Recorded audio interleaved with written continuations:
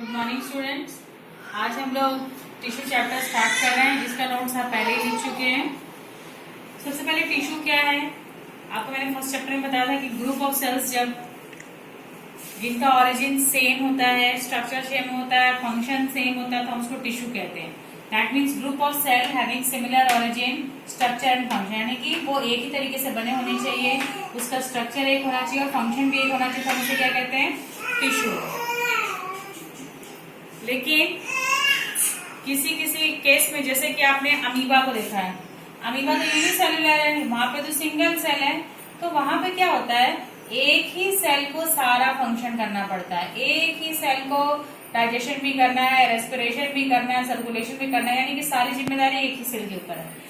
लेकिन multicellular organisms में जब टिश्यू होता है, यानी कि बहुत सारे ग्रुप ऑफ सेल्स होते हैं, तो हर सेल का फंक्शन स्पेसिफाई हो जाता है, यानी कि वहां काम का बंटवारा हो जाता है, डिवीजन ऑफ लेबर। यही फायदा है। अगर कभी कोई क्वेश्चन है कि मल्टीसेलुलर ऑर्गेनिजम्स के पास क्या बेनिफिट है as compare to unicellular organisms, तो बेनिफिट यही है कि उसके पास डिवीजन ऑफ लेबर है। अब इस चैप्टर में हमें दो टिश्यू पढ़ना है, बेसिकली प्लांट टिश्यू और एनिमल टिश्यू। ठीक है, आप क्या है, सबसे पहले हम लोग प्लांट टिश्यू को डील करेंगे। देखिए यहाँ पे आपने एक नोट्स में भी लिखा है, यहाँ पे मैंने भी एक चार्ट बनाया है आपके कन्वीनियंस के लिए। देखिए प्लांट टिश्यू है, प्लांट टिश्यू को सबसे पहले दो कैटेगरी में बांटा है, मेरिस्टेमेटिक टिश्यू और परमानेंट टिश्यू। मेरिस्टेमेटिक टिश्यू और परमानेंट टिश्यू दोनों में क्या डिफरेंस है, जो मेरिस्टेमेटिक टिश्यू के जो सेल्स होते हैं वो हमेशा डिवाइड करते रहते हैं, ऑलवेज डिवाइडिंग, यानी कि ये हमेशा डिवाइड करते हैं। क्यों डिवाइड करते हैं, क्योंकि ग्रोथ करनी है, प्लांट को हील अप प्रोसेस करना है। एक प्लांट का अगर साइज बड़ा होता है तो उसमें क्या होता है, सेल्स का नंबर भी तो इंक्रीज होना चाहिए, सेल्स ग्रो भी तो करनी चाहिए। ग्रो करने का मतलब यहाँ पे सेल्स का डिवीजन होता है, और कभी कभी सेल्स का एनलार्जमेंट, सेल का साइज बढ़ना। एक देखो ग्रोथ दो तरीके से हो सकता है, या तो सेल डिवाइड करे या तो सेल का साइज बड़ा हो। तो मेरिस्टेमेटिक टिश्यू ऐसा होता है कि जहाँ पे जो सेल्स होते हैं हमेशा डिवाइड करते हैं। अब ये जो सेल्स, जो मेरिस्टेमेटिक टिश्यू के सेल्स होते हैं, उसकी खास बात क्या होगी कि एक तो पहले बात इसका न्यूक्लियस बहुत प्रोमिनेंट होगा, बहुत बड़ा सा होगा, क्योंकि इसको डिवाइड करना है। और जो साइटोप्लाज्म होगा वो बहुत थिक होगा। कैसा होगा, बहुत थिक होगा, क्योंकि भाई इसको डिवाइड करना है दो डॉटर सेल्स में। प्लस और एक बात क्या है, ये जो मेम्ब्रेन है, सेल मेम्ब्रेन, ये बहुत थीन होगी, क्योंकि थीन होने की वजह से ये डिवाइड करेगी, बीच से डिवाइड होकर के टू सेल्स बना लेगी। ठीक है, सो क्या क्या है आपने अपने नोट्स में लिखा, आप खोल करके देखेंगे आपको समझ में आएगा। क्या, prominent nucleus, dense cytoplasm and thin cell membrane. ठीक है, सो हमने क्या कहा कि मेरिस्टेमेटिक टिश्यू कौन सा होता है, जिसके सेल्स कंटिन्यूअसली डिवाइड करते हैं। फिर परमानेंट टिश्यू क्या होता है, होता क्या है प्लांट्स के केस में, जब सेल्स बहुत सारे डिवाइड करते रहते हैं, मेरिस्टेमेटिक टिश्यू के सेल्स डिवाइड कर रहे हैं, एक पॉइंट ऐसा आता है कि जहां पे कुछ सेल्स क्या करते हैं, डिवाइड करना बंद कर देते हैं और एक स्पेसिफिक फंक्शन उनको दे दिया जाता है। ठीक है, तो यहाँ पे क्या लिखा है मैंने, सेल्स स्टॉप डिवाइडिंग। यहाँ के सेल्स डिवाइड नहीं करते, यहाँ पे सेल्स क्या है, हमेशा डिवाइड कर रहे हैं, यहाँ पे सेल्स क्या है, डिवाइड नहीं कर रहे हैं। इनको एक प्रॉपर फंक्शन मिल चुका है, अब ये सिर्फ मैचुरेशन करेंगे, डिफ्रेंसिएशन करेंगे। ठीक है, अब देखिए मेरिस्टेमेटिक टिश्यू को हमने तीन कैटेगरी में बांटा है। क्या, apical meristem, intercalary meristem, lateral meristem. और आपने एक डायग्राम भी बनाया था। देखो एपिकल मेरिस्टेम कहाँ है, टिप के ऊपर है। ये शूट और रूट दोनों के टिप के ऊपर होगा। अगर शूट और रूट दोनों के टिप के ऊपर होगा तो क्या करेगा, लेंथ को बड़ा करेगा, यानी कि प्लांट की लंबाई को बड़ा करेगा। ठीक है, दूसरा है intercalary meristem. Intercalary meristem present होता है जहां से, जैसे ये स्टेम है, यहां से इसका लीफ निकल रहा है तो इसके बेस में प्रेजेंट होता है, या फिर दो नोड्स के बीच में जो इंटरनोड होता है उसमें प्रेजेंट होता है। अब क्वेश्चन आता है इंटरनोड क्या होता है। इंटरनोड होता क्या है, आपने जैसे गन्ना खाया है ना, गन्ने में देखो क्या होता है, ऐसे ऐसे लाइंस बना होता है। शुगर केन जानते हो ना, शुगर केन खाते हो, उसमें से लाइंस बना होता है। ये जो लाइन है ना बेटा, ये नोड है। ये क्या है, नोड। ये ऊपर वाली नोड है, ये नीचे वाली नोड है, और दोनों नोड के बीच में जो जगह है ना, इसे हम कहते हैं इंटरनोड। क्या कहते हैं, इंटरनोड। ठीक है, दोनों नोड्स के बीच में जो जगह हुई इसे हमने क्या कहा, इंटरनोड। तो जो इंटरकैलरी मेरिस्टेम है वो यहाँ पे होता है, इंटरनोड पे। और ये भी किसमें हेल्प करेगा, it will also help in the longitudinal growth of the plant, यानी प्लांट की लेंथ को इंक्रीज करेगा। देखो एपिकल मेरिस्टेम भी लेंथ को बढ़ाता है, इंटरकैलरी मेरिस्टेम भी लेंथ को बढ़ाता है, क्योंकि ये कहाँ पे होता है, एपिकल मेरिस्टेम स्टेम के टिप पे या फिर रूट के टिप पे होता है, यानी कि वो लेंथ को क्या करेगा, इंक्रीज करेगा। अब आता है लेटरल मेरिस्टेम। सिर्फ लेंथ इंक्रीज होने से तो नहीं होगा ना, उसका डायामीटर भी तो बढ़ना चाहिए, गर्थ भी तो बढ़ना चाहिए। उसकी रिस्पॉन्सिबिलिटी किसको मिली है? लेटरल मेरिस्टेम को मिली है। लेटरल मेरिस्टेम कहाँ पे होता है? स्टेम्स और रूट के साइड साइड में होता है। ये क्या करता है? प्लांट की चौड़ाई को बढ़ाता है, गर्थ को बढ़ाता है, डायामीटर को बढ़ाता है। ठीक है।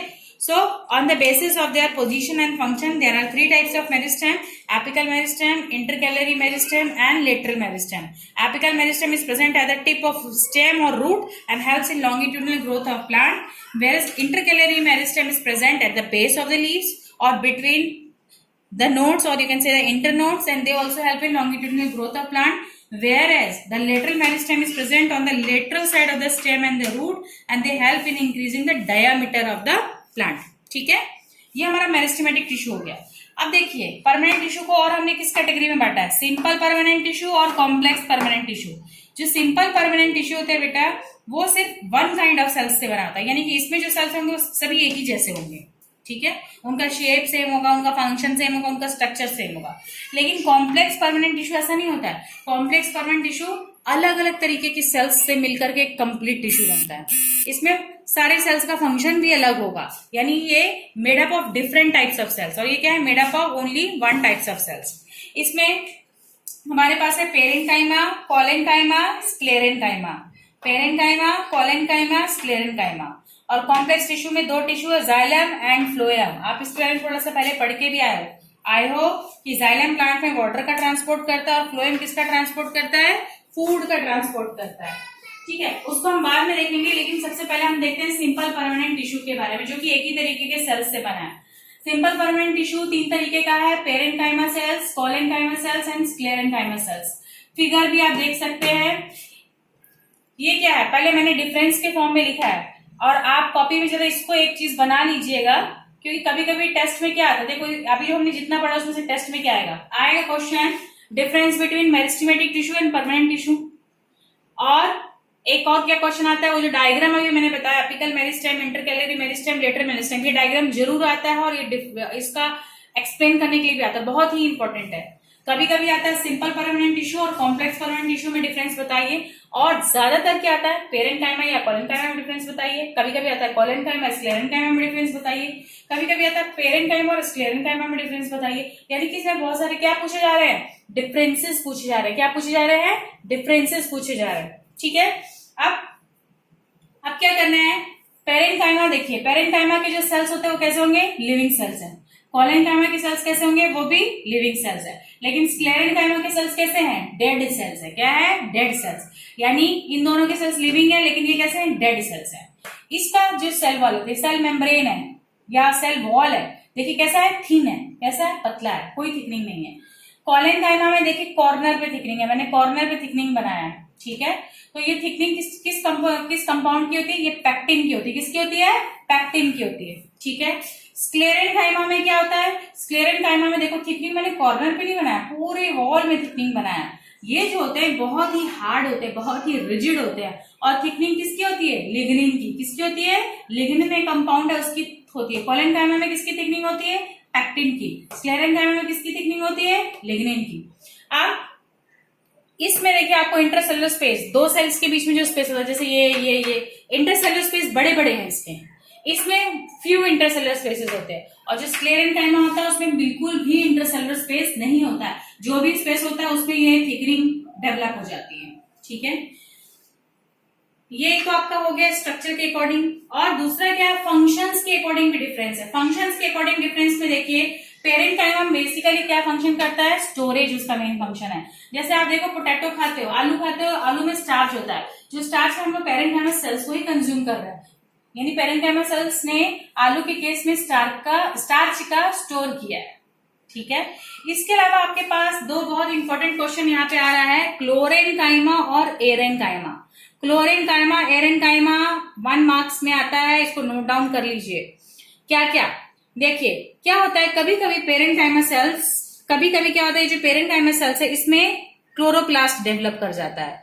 और क्लोरोप्लास्ट के अंदर क्या होता है? क्लोरोफिल। क्या होता है? क्लोरोफिल। इस सेल्स को जब किसी पेरेन्काइमा सेल्स में क्लोरोप्लास्ट डेवलप कर जाता है तो हम उसे क्या कहते हैं? क्लोरेन्काइमा। क्या कहते हैं? क्लोरेन्काइमा। और क्लोरेन्काइमा क्या इसका अगर मैं बोलूं डिफाइन करो तो parenchyma cells containing the chlorophyll are called chlorenchyma. क्लोरेन से नाम है, क्लोरोफिल एकदम हिंट में पता चल रहा है। अब अगर इसमें क्लोरोफिल है तो इसका फंक्शन क्या होगा, फोटोसिंथेसिस होगा, ठीक है। अब देखिए दूसरा है एरेनकाइमा। एरन से एयर वर्ड बन रहा है। आपने कभी लोटस का स्टेम देखा है, अंदर से हॉलो होता है। लोटस का स्टेम अगर देखोगे अंदर से हॉलो होता है और इसमें क्या होता है, स्पेस होता है, खाली खाली बहुत सारी जगह होता है, नेटवर्क बना होता है।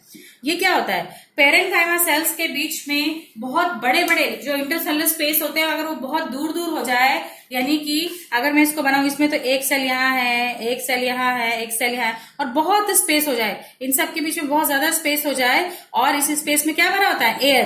क्या होगा, एयर। तो इसे हम क्या कहते हैं, एरेनकाइमा सेल्स। एरेनकाइमा सेल्स, ठीक है।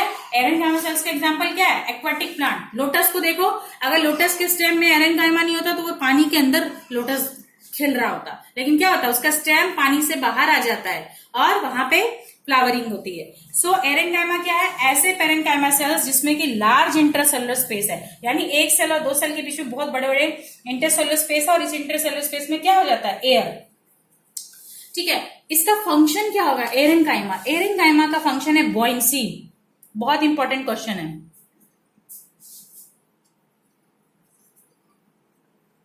बॉयंसी, बॉयंसी मतलब क्या होता है, एक सपोर्ट, जैसे कि शिप होती है, नाव होती है ना, पानी में तैरती है।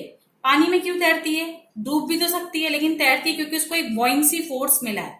बॉयंसी क्या करता है, किसी भी, जैसे हम अगर हम लोटस प्लांट की बात कर रहे हैं तो एरेनकाइमा सेल्स की वजह से लोटस को सपोर्ट मिलता है जिससे कि वो फ्लोट हो सके पानी में इजीली, अंदर सिंक ना हो, पानी के अंदर उसका स्टेम ना डूबे, वो सीधा खड़ा रहता है और पानी में ही फ्लोट करता रहता है। उसी सपोर्ट को हम कहते हैं बॉयंसी। क्या कहते हैं, बॉयंसी। सो एरेनकाइमा का फंक्शन पूछता है टेस्ट में तो आपको बताना है, it provides buoyancy to the plants. It provides buoyancy to the plants. Buoyancy is a support, ठीक है।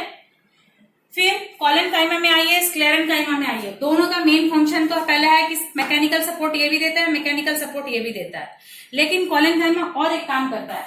जैसे कि आपने देखा होगा, जैसे बहुत तेज आंधी आ रही है, जो छोटे छोटे हर्ब्स हैं वो पूरे बेंड हो जाते हैं, पूरे बेंड हो जाते हैं, पूरे धरती को छूने लगते हैं। लेकिन कभी आपने सोचा कि पूरे बेंड होने के बाद भी वो टूटते नहीं है, क्या है, वो टूटते नहीं है।